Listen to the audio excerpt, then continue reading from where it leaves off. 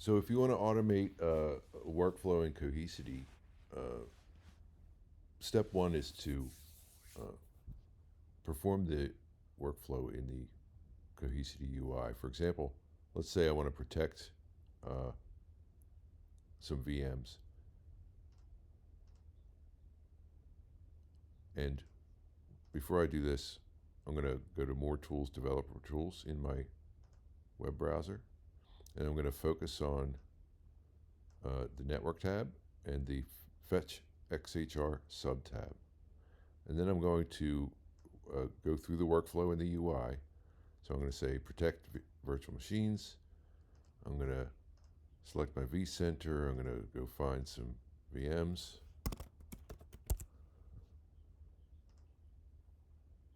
A couple of VMs.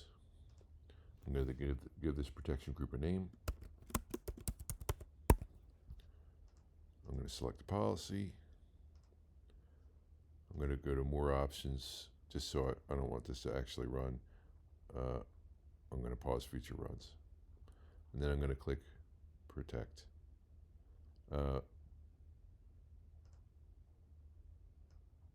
Then what you can do is download this.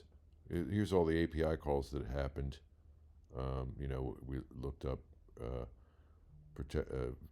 view boxes, otherwise known as storage domains. We looked up registered VMware sources, external targets, so forth and so on, right? And then we can export this as a HAR file.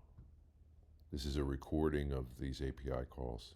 So I'm going to just save this to my desktop. And then let's clear this.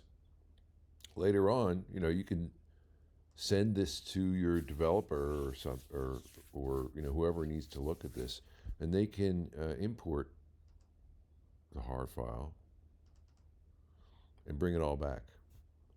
You could share this with Cohesity support or whatever, if you're having some sort of issues. But in any case, if you want to learn how to, perform some API call, I just performed the creation of a new protection group. So here's that